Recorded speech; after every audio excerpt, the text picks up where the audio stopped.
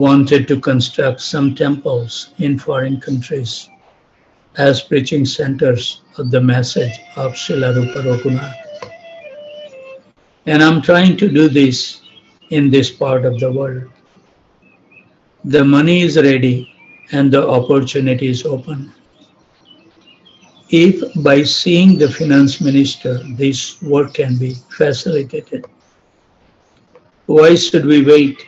Because you cannot talk with your Guru Maharaj about cooperation, because you are afraid of your journey will be cancelled? Please do not think in that way. Take everything as Srila Bhaktisiddhanta Saraswati Prabhupada's work and try to do the needful. Do not think for a moment that my interest is different from that of your Guru Maharaj. We are executing the will of Srila Prabhupada according to our own capacity. A combined effort would have been far better. This is very nice to see, according to our own capacity. I think this is, we see, at least I can say, that Tamal Krishna Maharaj was so expert that he was able to engage his disciple according to the propensity they hold. And it worked very nice. These are the liberated personality who can only dwell through our heart and find out what our real nature is. And once you engage like that, then there is no problem. That's their inherent desire of the soul to do those activities. So it goes very nicely. Mukti submitted the entire proposal. So now we are continuing. Mukti submitted the entire proposal before his spiritual master, who, as Mukti predicted, cancelled the trip. Although Mukti's guru was Srila Prabhupada's godbrother, he did not want to be involved, and he doubted that Prabhupada would actually get a donation from Padampat Singanya. And now Mukti Brahmachari also doubted, quote, if your program is not bona fide, the approach to a big personality will be a ludicrous one, no doubt, unquote. On the same day that Prabhupada received the ludicrous letter, he also received the final blow of non-cooperation from the Indian government. Second Secretary Prakash Shah of the Indian Embassy in Washington, D.C. wrote to Prabhupada as follows. Due to existing conditions of the foreign exchange stringency, it is not possible for the government of India to accede to your request for release of foreign exchange. You may perhaps like to raise funds from resident in America. It was confirmed Prabhupada will have to work without outside help. He would continue alone in New York City. His last letter to Mukti Brahmachari reveals his deep faith and determination. That's what it's required. So let's hear in Prabhupada's own words. So the controversy is now closed, and there is no need of help from anyone else. We are not always successful in our attempt at preaching work, but such failures are certainly not ludicrous. In the absolute field, both success and failures are glorious. Even Lord Nityananda pretended to be a failure at converting Jagai and Madai in the first attempt. Rather, he was personally injured in such an attempt. But that was certainly not ludicrous.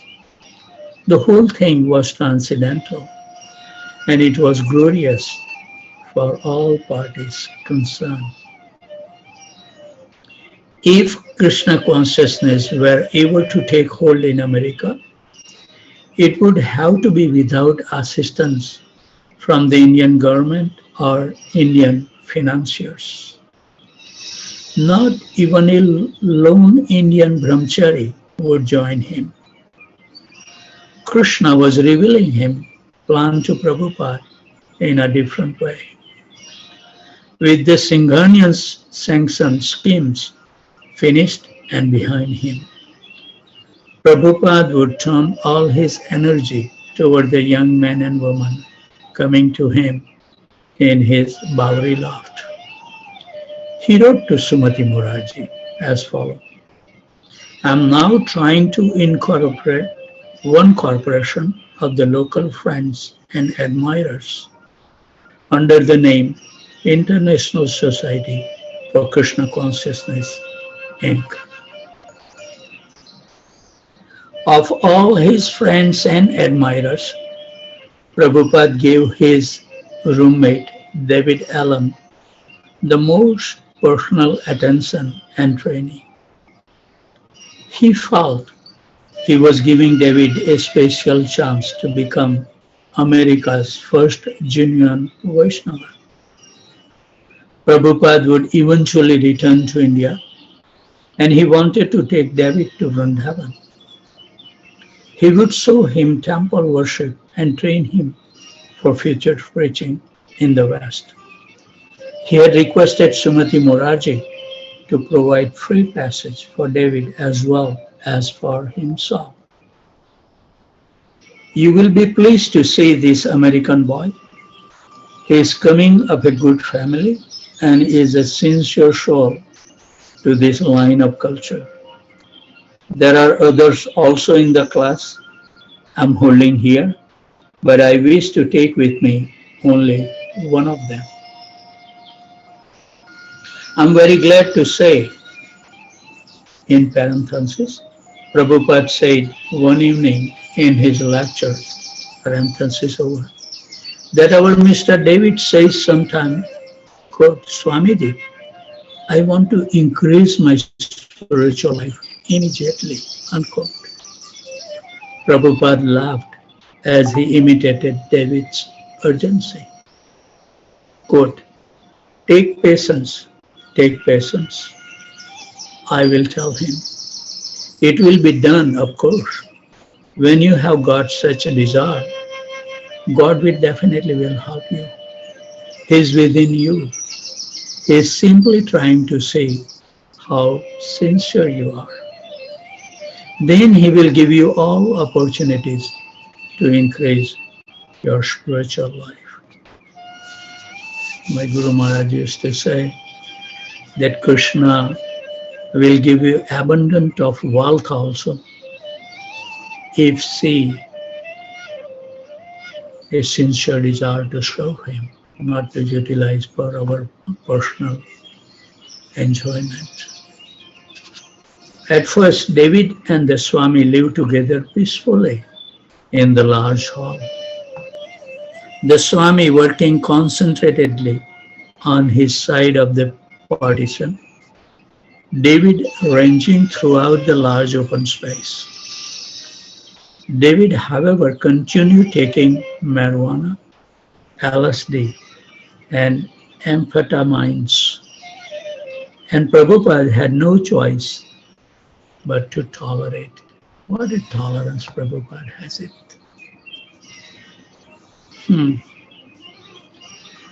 Several times he told David that drugs and hallucinations would not help his spiritual life. But David would look distracted. He was becoming estranged from the Swami. But Prabhupada had a plan to use the loft as a temple, to transform it into New York first temple of Radha Krishna. And he wanted David's cooperation. Although the neighborhood was one of the most miserable in the world, Prabhupada talked of bringing deities from Jaipur or Vrindavan and starting temple worship, even on the Babri street. He thought David might help. After all, they were roommates, so there could be no question of David's not cooperating. But he would have to give up his bad habits. Prabhupada was trying to help David, but David was too disturbed. He was headed for disaster, and so were Prabhupada's plan for the loft. Sometimes, even not under the influence of a drug, he would pace around the loft. Other times, he appeared to be deep in thought. One day, on a dose of LSD, he went completely crazy. As Carl Jurgens put it, quote, he just flipped out, and the Swami had to deal with a crazy man, unquote. Things had been leading to this. Quote, he was a crazy kid who always took too much. But the real madness happened suddenly. Swamiji was working peacefully at his typewriter when David freaked out. David started moving and pacing around the large open area of the loft. Then he began yelling, shouting, and running all around. He went back to where the Swami was. Suddenly, Prabhupada found himself face to face, not with David, nice David, whom he was going to take to India to show the Brahmanas in Vrindavan, but a drugged, wild-eyed stranger, a madman. Prabhupada tried to speak to him. What is the matter? But David had nothing to say. There was no particular disagreement, just madness. Prabhupada moved quickly down the 4 flights of stairs. He had not stopped to gather up any of his belongings or even to decide whether he would go or whether he would return. There had been no time to consider anything. He had taken quite a shock, and now he was leaving the arena of David's madness. The usual group of bums were sitting in the doorways, and with their customary flourish of courtesy, they allowed him to pass. They were used to the elderly Swamis coming in and out, going shopping and returning, and they didn't bother him. But he was not going shopping today. Where was he going? He didn't know. He had come onto the street without knowing where he would go. He wasn't going back to the loft, that was for sure. But where could he go? The pigeons flew from the roof to roof, traffic rumbled by, and the ever-present bums loitered about, getting drunker on cheap, poisonous alcohol. Although Prabhupada's home had suddenly become an incense terror, the street at its door was also a hellish, dangerous place. He was shaken. He could call Dr. Mishras and they might take him in. But that chapter of his life was over, and he had gone on to something better. He had his own classes, young people chanting and hearing. Was it all over now? After 9 months in America, he had finally gotten a good response to his preaching and kirtan. He couldn't just quit now.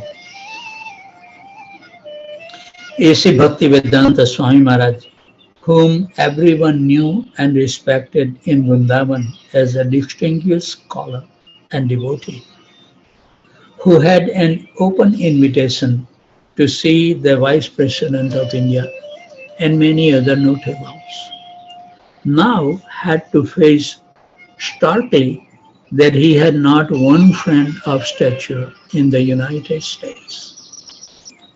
Suddenly he was as homeless as any derelict on the street. In fact, many of them, with the long time buds in flop houses, were more secure than he. They were ruined but settled. The Bowery could be a chaotic hell if you weren't on a very purposeful errand, going directly to the store or back to your place. It was no place to stand wondering where will you live or is there a friend you can turn to. He wasn't on his way to Chinatown to shop, nor was he taking a little stroll, soon to return to the shelter of the lot. If he couldn't go to the lot, he had no place. Haribol. Now difficult it was becoming to preach in America amid these crazy people.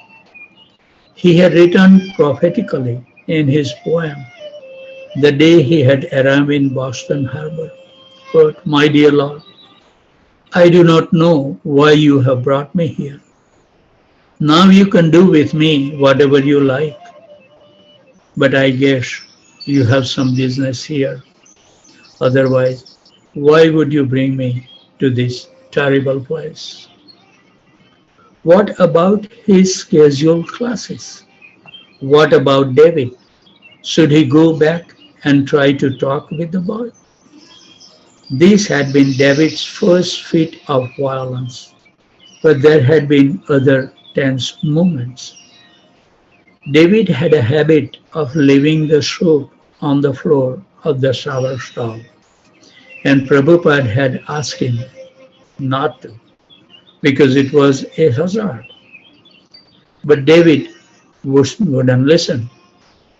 Prabhupada had continued to remind him, and one day David had gotten angry and shouted at him. But there was no real enmity. Even today's incident had not been a matter of personal differences. The boy was a victim. Prabhupada walked quickly.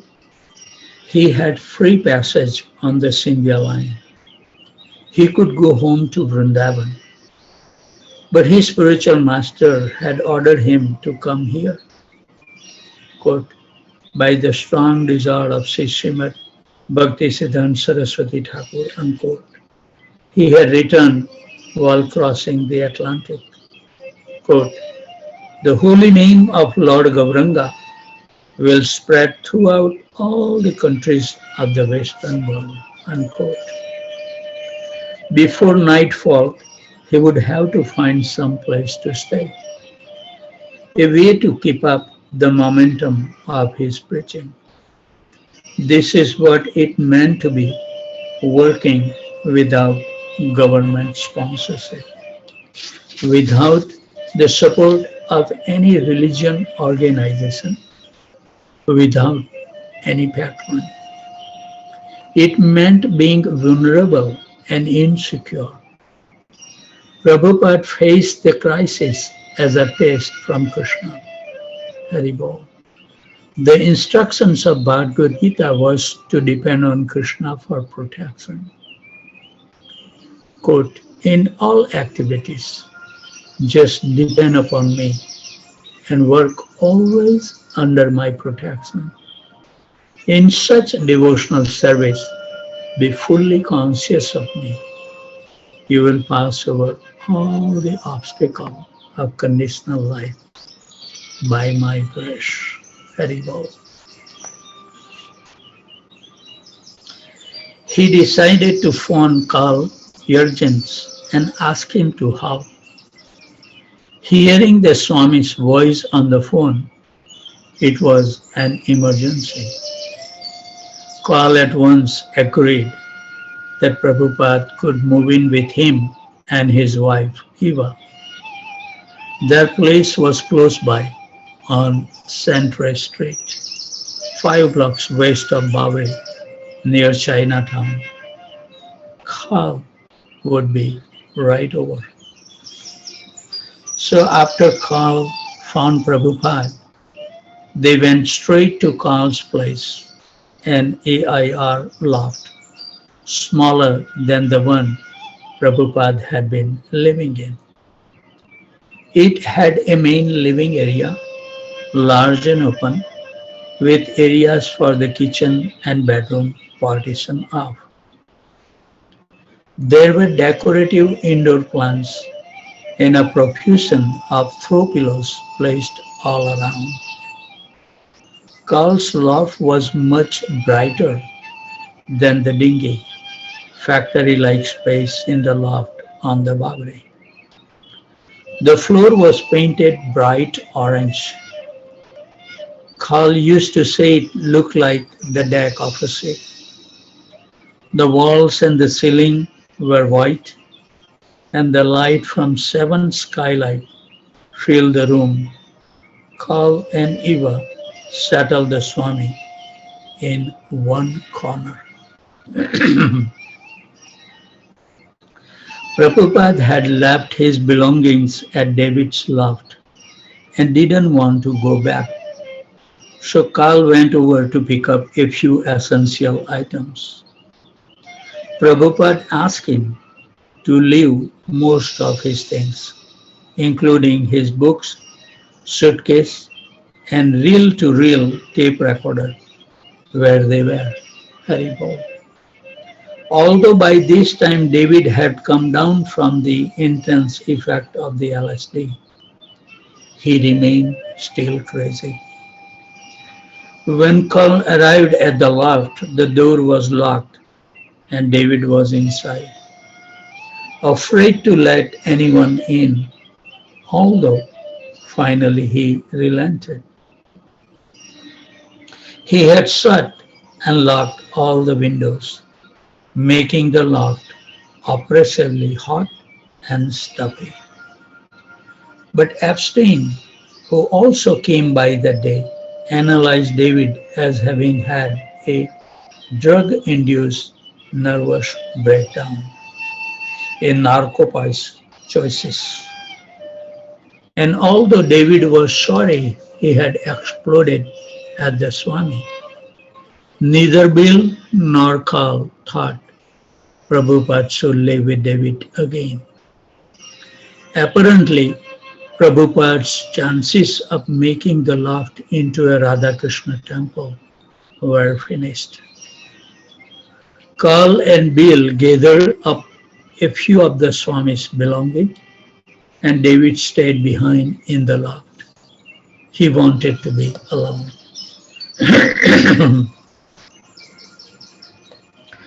Karl Jurgens knew Prabhupada's living habits and wanted to accommodate him with a suitable place to live and work. In a small alcove at one end of his loft, Karl had a small study which he allocated for the Swami.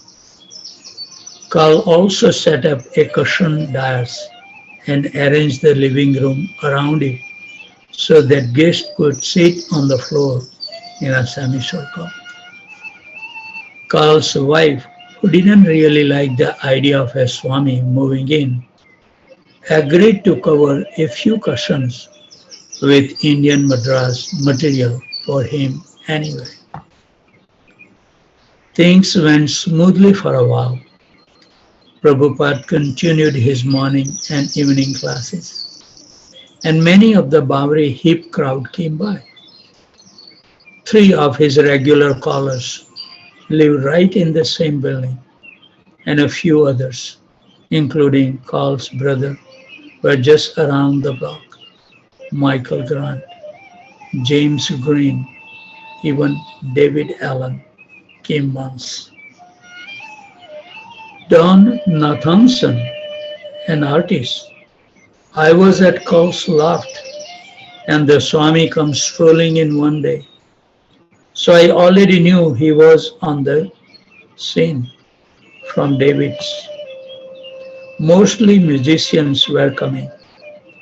They were enjoying the private morning session with him. And that's really strange in itself because these people were up almost all night. And he used to do it at 6 in the morning for 1 hour.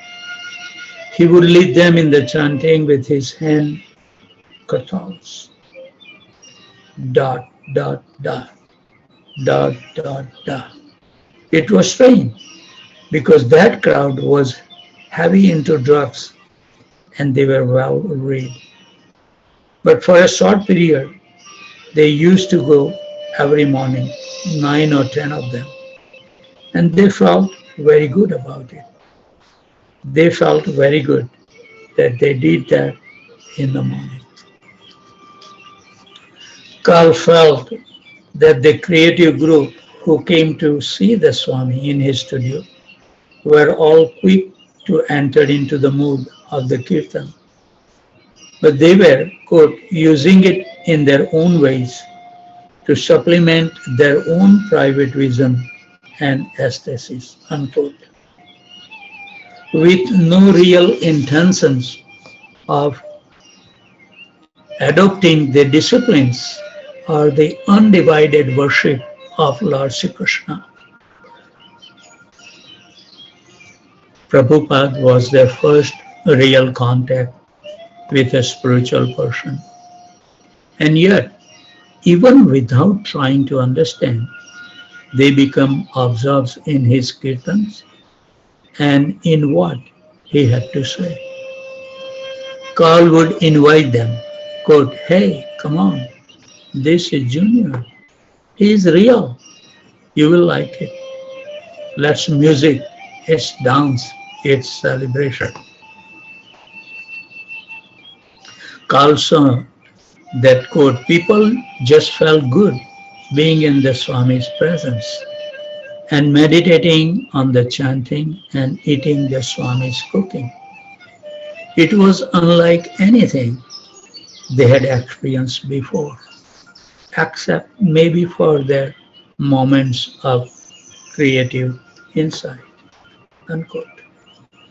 Yet for Carl and Eva, Prabhupada's simple presence created difficulty. Never before during his whole stay in America had he been a more inconvenient or unwanted guest. Carl's studio was arranged for him and his wife to live in alone, using the bedroom, kitchen, and living room any way they liked. If they wanted to smoke marijuana or eat meat or whatever, that was their prerogative. This was Carl's home. He lived here with his wife Eva and their dogs and cats, but now they had to share in with the Swami. Almost at once, the situation became intolerable for Eva. She resented the Swami's presence in her home. She was a feminist, a liberated white woman with a black husband and a good job. She didn't like the Swami's view on women. She hadn't read his books or attended his classes. But she had heard that he was opposed to sexual intercourse except for conceiving children. And that in his view, a woman was supposed to be shy and chaste and help her husband in spiritual life. She knew about the Swami's 4 rules: no meat eating, illicit sex, intoxication, and gambling. And she definitely did not want Carl's Swami trying to change their way to suit his. and he had better not expect her to wait on him as his servant. She sensed the Swami objecting to almost everything she did. If she were to seek his advice, he would probably ask her to stop taking drugs, get rid of the cats and dogs, stop drinking, and stop contraceptive sex. If the Swami had his way, they would probably eat only at certain times and only certain foods. Eva was a heavy smoker, so he probably wouldn't like being around her. She was ready for a confrontation. Haribol. But Prabhupada was not one to make intolerant demands while living in another's home. He kept to his allotted corner of the loft, and he made no demands or criticisms. Haribol. This is what is required to preach the glories of Krishna. Hadn't he seen his host in Butler eating meat and only remarked, "Think nothing of it"? Nevertheless, his imposing spiritual presence made Eva shy. Karl had ever met him.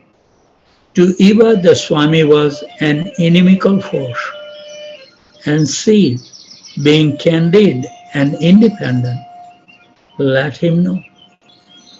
As soon as he asked whether she could bring him something, she replied, "Good, get it yourself." Unquote. Carol Becker saw this situation as being extremely uncomfortable and tense. Quote, Eva was quite resentful. Unquote. Eva complained to Carol. Here she was paying rent for the loft, working hard, and this man was trying to change their way of life. So Carol put in his own words these exchanges. Eva couldn't handle his teachings, and she couldn't handle his influence over Karl.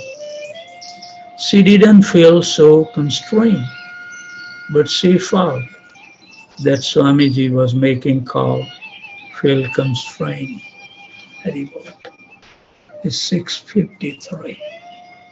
Maybe we can read one more paragraph. This was Eva's main objection. The Swami was influencing Karl, and her relationship with Karl had only recently begun. And Karl was aware that she needed much of his time. He agreed with his wife, yet he couldn't refuse the Swami.